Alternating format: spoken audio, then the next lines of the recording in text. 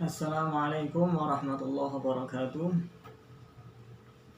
Ila hadratin Nabiyil Mustafa Rasulillah Muhammadin sallallahu alaihi wasallam wa ala alihi wa ashabihi wa azwajihi wa auladihi wa dzurriyyatihi wa ahli baitihi jami'il muslimin wal muslimat wal mu'minin wal mu'minat khunsan muallif hadzal kitab. Al-Fatihah. A'udzu billahi minasy syaithanir rajim. Bismillahirrahmanirrahim. Alhamdulillahi rabbil alamin arrahmanir rahim maliki yaumiddin.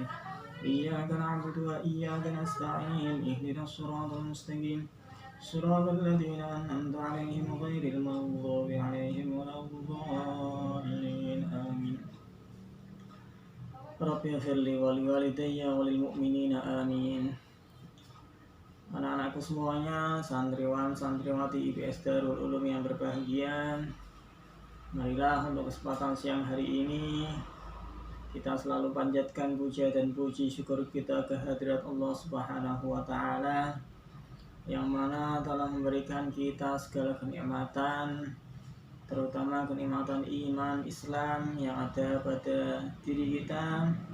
Mudah-mudahan kita tetap diberikan istiqomah dalam menjalankan ibadah, diberikan kesehatan, sehat walafiat, sehat jasmani, sehat rohani, sehingga tetap bisa melaksanakan aktivitas belajar sebagai kewajiban kalian untuk menuntut ilmu.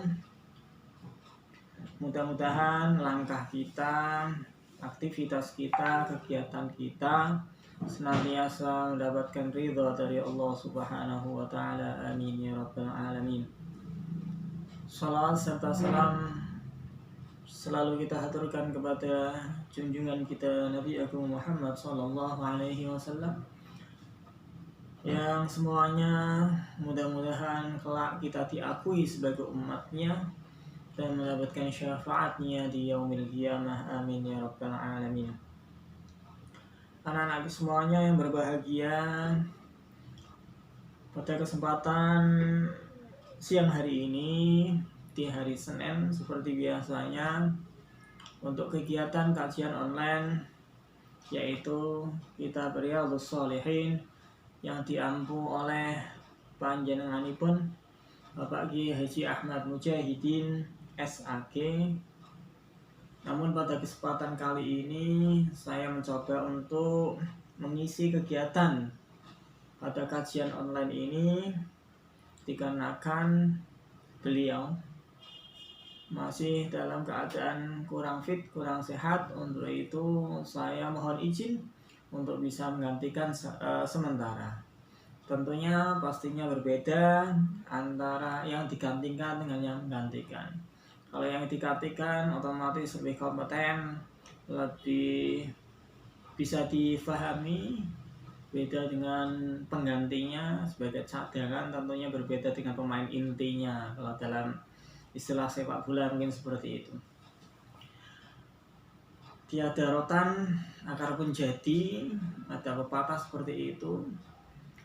Mudah-mudahan walaupun hanya sekedar akar tidak bisa menggantikan rotan, tetapi tidak mengurangi keniatan kita dalam menuntut ilmu.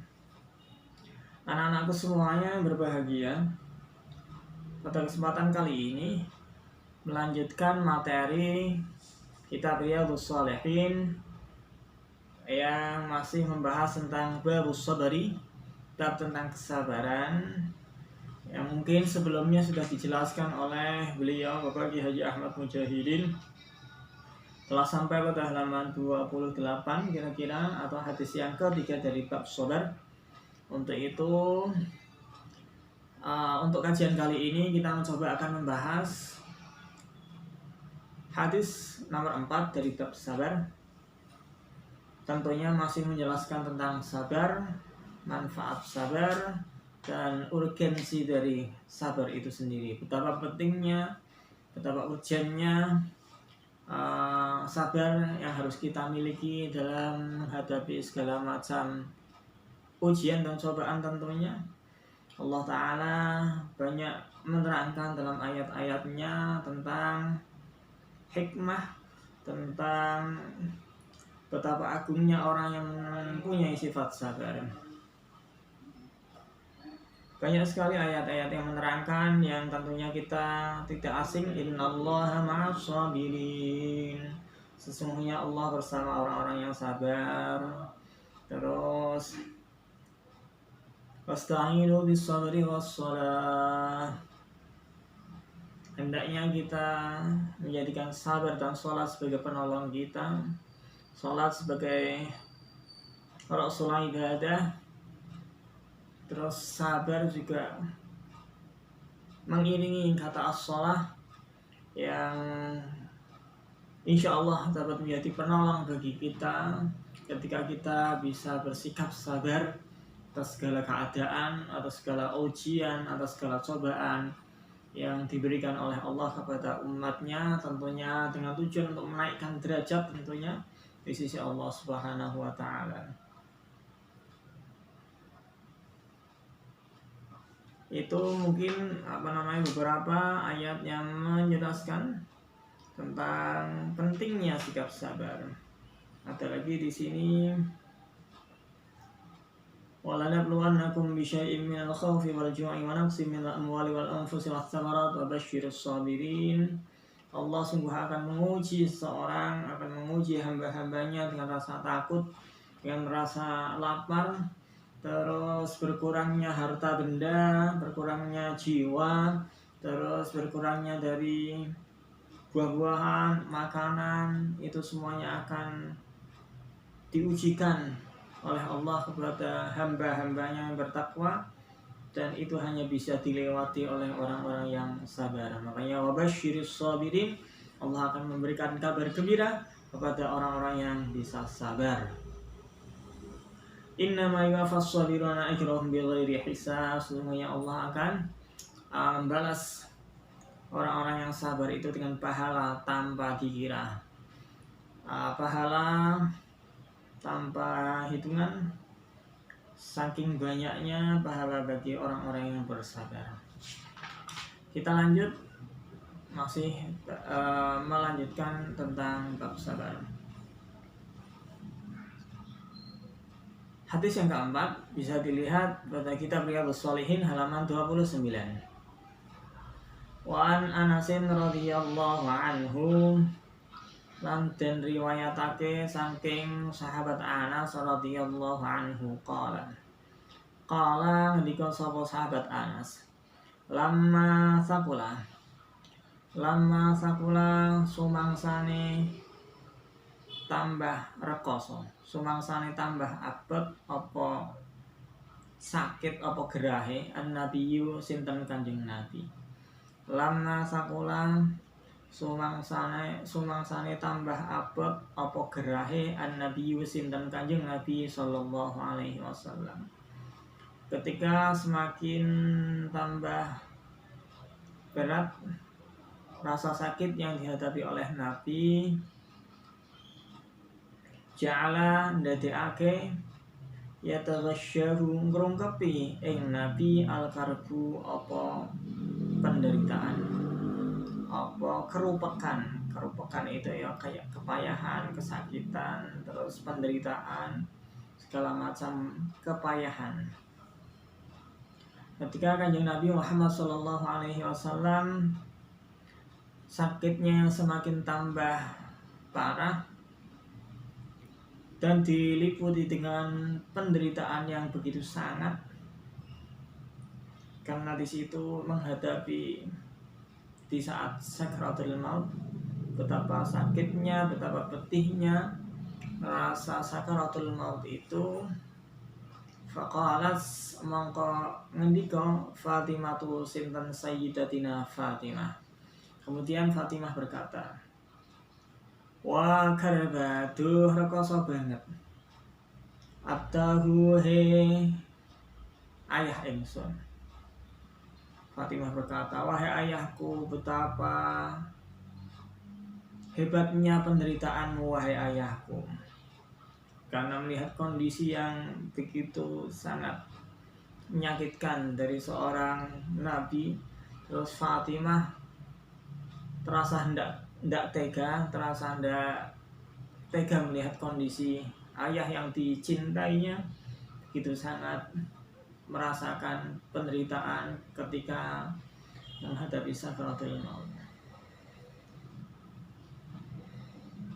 Padahal di situ Nabi telah dijamin, tetapi di situ Nabi menunjukkan bahwa dirinya sebagai manusia biasa akan merasakan hal yang sama, tetapi tentunya berbeda apa yang dirasakan Nabi oleh umatnya. Karena Nabi di situ yang dipikirkan adalah umatnya, bukanlah dirinya sendiri. Beliau sendiri merasakan betapa hebatnya sakit ketika sakaratul maut. Nabi pun teringat akan umatnya, bagaimana nantinya ketika umatnya juga mengalami keadaan yang sama, yaitu ketika menghadapi sakaratul maut. Nabi di situ tidak mementingkan dirinya sendiri, tetapi di situ Nabi kita Muhammad SAW tetap ingat akan umatnya ketika nanti mengalami hal yang sama. Begitu hebatnya, begitu sakitnya rasa yang dialami, sampai-sampai Nabi memikirkan umatnya, apa yang terjadi nanti ketika umatnya menghadapi keadaan yang sama. Terus Fatimah melihat keadaan yang seperti itu. Fatimah berkata, "Wahai ayahku, betapa hebatnya penderitaanmu, wahai ayah." Faqala mengomendika sapa Kanjeng Nabi Muhammad sallallahu alaihi wasallam. Kemudian Nabi menjawab, "Laisa ora ana ala abiki iku ing atase ayah sira wahai Fatimah karbun apa kepayahan, karbun apa penderitaan ba'dal yaumi ing dalam sakwise dina iki." Terus Nabi menjawab, "Wahai putriku Fatimah, setelah hari ini tidak akan ada lagi penderitaan yang akan dirasakan oleh ayahmu wahai Fatimah." Falamma mata mongko sumangsane pecah. Falamma mata mongko sumangsane sedo sinten Kanjeng Nabi, qalat mongko matur sapa Sayyidatina Fatimah, "Ya abdahu he ayah ingsun, aja wis nyembadani panjenengan Rabban ing pangeran. Da'a kang undang-undang sapa Rabbu ing abdahu. Wahai ayahku, sesungguhnya engkau telah memenuhi panggilan Tuhanmu, wahai ayahku. Ya abdahu he ayah ingsun, Jannatul Firdausi utawi swarga Firdaus makwahu iku dadi nggon baline panjenengan. Wahai ayahku, sesungguhnya surga Firdaus lah yang menjadi tempat kembalimu, wahai ayahku. Ya abtahu he ayah kawula, ayah ingsun, ila Jibril maring malaikat Jibril, na'nahu paring kabar sapa ingsun hu ing Jibril. Wahai ayahku, sesungguhnya surga Firdaus lah yang menjadi tempat kembali untukmu, dan kabar ini akan aku sampaikan terhadap malaikat Jibril. Karena malaikat Jibril yang biasanya sowan kepada Kanjeng Nabi untuk menyampaikan wahyu, tetapi di sini yang datang bukan lagi malaikat Jibril, tetapi malaikat Israel sebagai penjabut nyawa. Secara otomatis malaikat Jibril tidak bisa lagi menyampaikan, tidak bisa lagi bertemu dengan Nabi kita Muhammad SAW untuk sowan. Untuk itu Fatimah berkata bahwa kejadian seperti ini akan disampaikan oleh malaikat Jibril yang biasa sowan kepada Kanjeng Nabi. Falamma tufina mongko sumangsane den sareake. Falamma tufina mongko sumangsane den sareake. Ketika dikebumikan, qalat matur Fatimah tu sinten Sayyidatina Fatimah. Ketika jasad mulia dari Nabi dikebumikan, Fatimah pun berkata, "Atabat ana toh padha tega anfusakum sapa awak-awakan sira kabeh.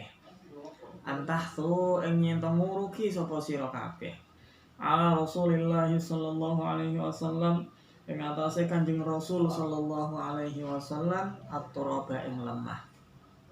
Kemudian pada saat jasad mulia dari Nabi kita Muhammad sallallahu alaihi wasallam akan dikebumikan, Fatimah terus berkata, "Wahai kalian semuanya, apakah kalian tega akan meninggalkan Nabi sendirian, terus kemudian ditinggalkan dengan ditaburi tanah di atasnya? Apakah kalian tega?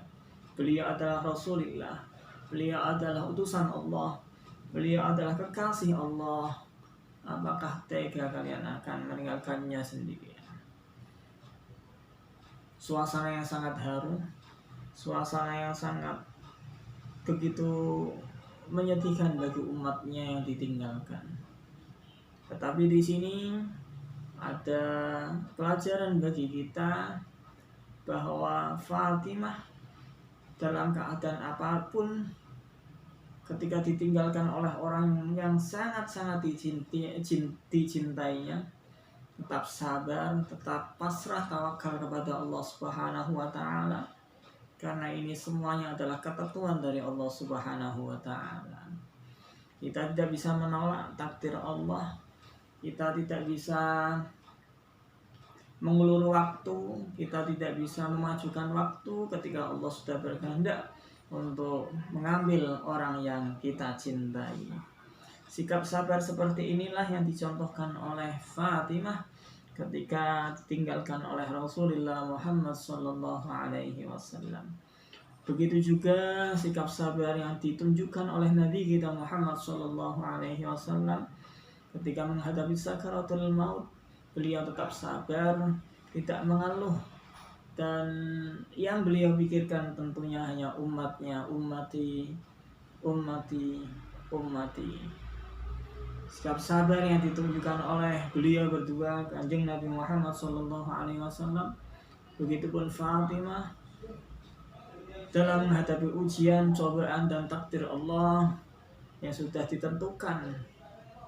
Tentunya butuh kesabaran yang cukup tinggi, yang cukup besar, yang harus ada pada diri seorang Sayyidatina Fatimah sebagai putri Rasulullah sallallahu alaihi wasallam.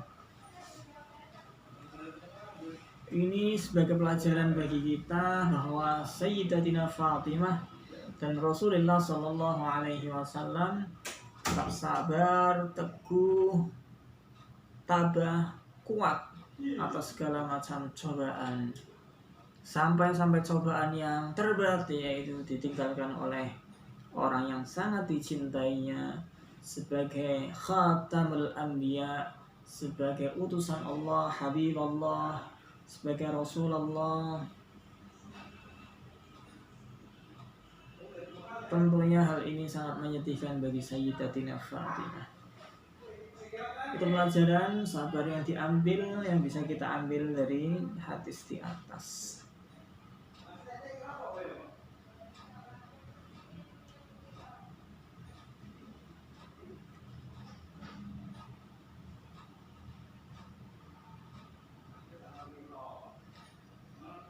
Rawahul Bukhari, riwayat ing hadis ing ikilah hadis Al Bukhari sahabat Imam Bukhari. Hadis yang kelima masih menjelaskan tentang sabar. Wan Abi Zaidin lan diceritakake saking Abi Zaid.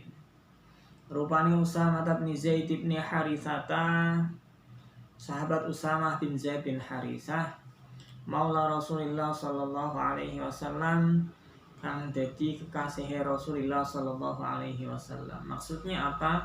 Bahwa sahabat Usamah ini adalah salah satu sahabat yang sangat dicintai oleh Rasulullah dan selalu membersamai Rasulullah sallallahu alaihi wasallam.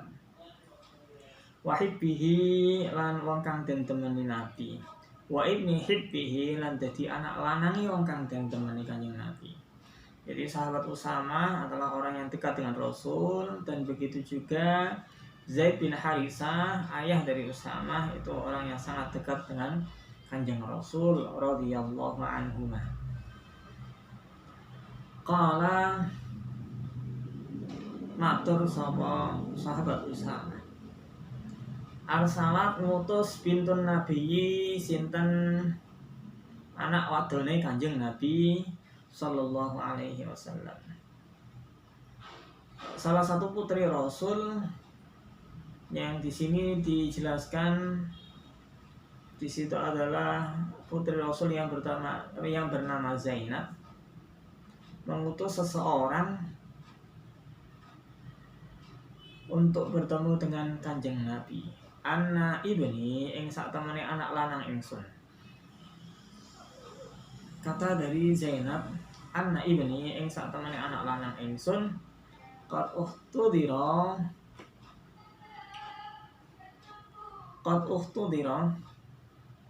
teman-teman sakit parah sapa ibni.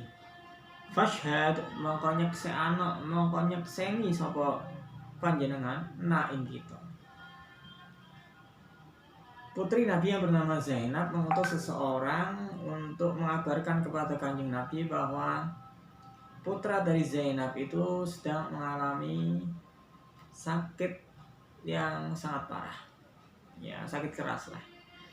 Terus Zainab binti Rasulillah mengutus seseorang untuk menemui Kanjeng Nabi bahwa Kanjeng Nabi diminta untuk bisa menjenguk, untuk bisa menyaksikan, untuk bisa menjenguk keadaan dari putra Zainab yang saat itu masih sakit. Farsala mengutus sinten Kanjeng Nabi yuqri'u hale macaake assalama ing salam. Mendengar seperti itu, Kanjeng Nabi kemudian mengirim salam melalui utusannya itu yang ditujukan oleh putrinya Zainab. Wa yaqulu lan matur sinten Kanjeng Nabi, inna lillahi inna ing saktamene lillahi iku kagungan iku Gusti Allah ma utawi perkara. Sesungguhnya segala sesuatunya itu hanyalah milik Allah Subhanahu wa taala. Akhadha mendet sinten Allah walahu lan iku kedue Allah ma utawi perkara akta paring sinten Allah. Sesungguhnya Allah lah yang punya kuasa untuk mengambil sesuatu dan memberikan sesuatu kepada hambanya. Begitu juga dengan kenikmatan, harta benda, harta jiwa, terus nyawa, itu semuanya, umur, semuanya adalah ketentuan Allah yang di situ hanya Allah lah yang berhak untuk mengambil dan memberikan sesuatu kepada hamba-hambanya. Wa kullu syai'in lan iku saben-saben suwi-wiji indahu endal ngarsane Allah bi ajalin kelawan waktu musamma kang den tertentoake. Sesungguhnya segala sesuatunya di sisi Allah mempunyai waktu atau ajal yang sudah ditentukan semuanya, baik berupa umur, ajal, kenikmatan, ujian, cobaan, semuanya Allah lah yang punya kuasa akan hal itu. Itu yang dikatakan oleh Nabi kepada utusannya untuk disampaikan kepada bintu Rasulullah Sallallahu Alaihi Wasallam yang bernama Zainab, yang dimana Zainab masih mendapati putranya masih dalam keadaan sakit parah. Faltasbir mongko becik sabar sapa sira, wal tahsib lan murih ganjaran sapa sira. Untuk itu, dengan sikap yang seperti itu, dengan keadaan yang seperti itu, hendaklah kita senantiasa bersabar dan kita bisa mengambil pahala dari sifat sabar itu. Semakin kita sabar dalam menghadapi ujian, itu sebagai ladang pahala bagi kita tentunya. Ketika menghadapi dengan rasa tidak terima akan segala keputusan Allah, malah akan menjauhkan kita kepada Allah. Justru akan semakin jauh kepada Allah ketika kita tidak ada sikap ridho, tidak adanya sikap menerima dari apa yang menjadi ketentuan oleh Allah Subhanahu wa taala. Yang dikatakan Nabi adalah faltasbir wal tahsib, maka sabarlah kamu dan niscaya kamu akan mendapatkan pahala dari sabar tersebut. Fa'arsalat mongko ngutus sapa bintun Nabi, mongko ngutus sapa sinten nabi fa arsalas maka ngutus sapa bintun nabi. Kemudian setelah mendapatkan salam dari Nabi, kemudian Zainab binti Rasulillah mengutus seseorang lagi ilaihi maring Nabi. Setelah mendapatkan salam, kemudian Zainab putri Rasulullah mengutus seseorang lagi untuk menyampaikan kepada Nabi. Tuksimu sumpah sinten bintun Nabi alaihi ing atas kanjeng Nabi layatianna yaktini teman-teman nekani sinten kanjeng Nabi ha ing bintun Nabi. Kemudian putri Rasulullah yang bernama Zainab itu sangat mengharapkan kehadiran Nabi untuk bisa menyeluk keadaan dari putra Zainab yang masih dalam keadaan sakit. Kemudian faqama mongko jembonangi sinten Rasulullah Shallallahu Alaihi Wasallam atas utusan yang dikirim oleh Zainab binti Rasulullah. Kemudian Nabi bergegas untuk menghampiri putrinya di rumahnya. Wa ma'ahu lan sumertane kanjeng Nabi Sa'ad bin Ubadah, rupane sahabat Sa'ad bin Ubadah.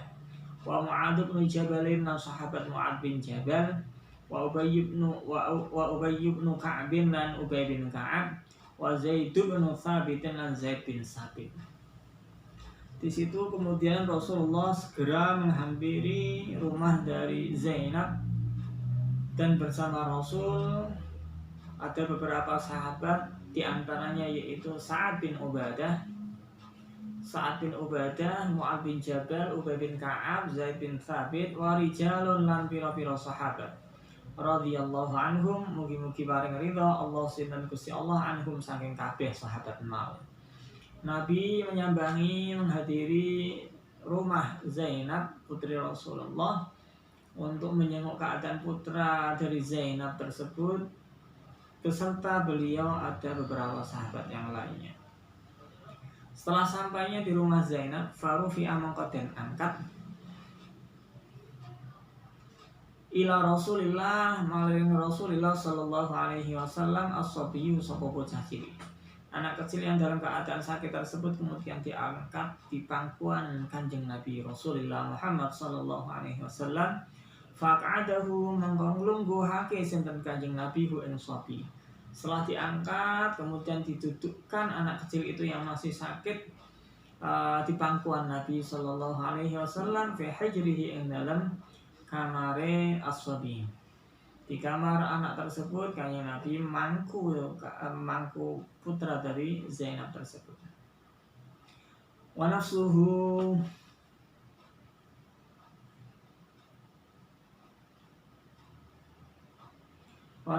lan nafase sapi takok iku terengah-engah, mungkin keadaan sakit, nafasnya terasa sangat sulit dari keadaan anak tersebut. Fafadha semangko dadi mbrebes mili ainahu apa peningale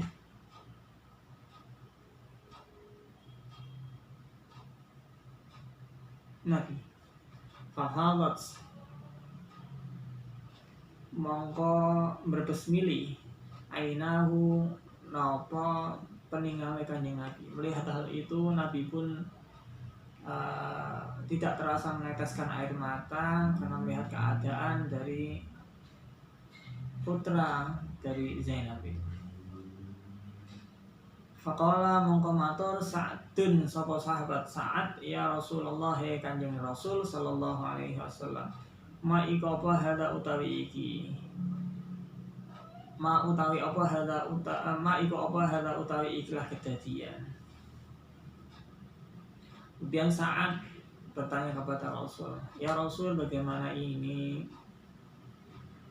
Faqala mongko jawabi sinten Rasul hari ing kedadian iki. Kemudian Rasul pun menjawab atas pertanyaan yang diajukan oleh Sa'ad ketika melihat kondisi yang seperti itu. Rahmatun mentawi rahmati Allah rahmatan utawi rahmat ja'ala ndadekake ha ing rahmat in Allahu sinten Gusti Allah fi qulubi ibadihi ing dalem pira-pira atine kawulane Gusti Allah. Kemudian Nabi pun menjawab bahwa rahmat itu Allah jadikan bagi seseorang untuk bisa bersemayam di hati para hamba-hambanya. Ketika di situ ada rahmat, ketika di situ ada rasa kasih sayang, pasti niscaya akan meneteskan air mata ketika melihat kondisi anak kecil yang masih mengalami rasa sakit seperti itu. Itu menunjukkan bahwa Nabi kita Muhammad SAW sangat penyayang, tidak tega melihat keadaan yang dialami oleh anak kecil yang masih keadaan rasa sakit.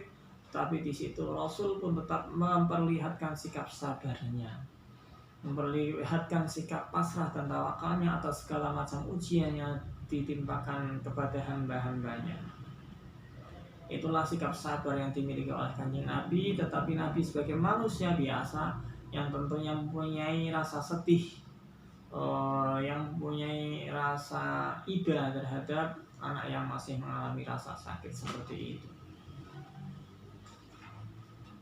Dari pelajaran di sini kita bisa memetik hikmah bahwa Nabi pun sebagai manusia biasa tentunya tidak tega ketika melihat putra dari Zainab masih dalam keadaan sakit. Tetapi tentunya harus diiringi dengan rasa sabar. Tidak berarti bahwa terus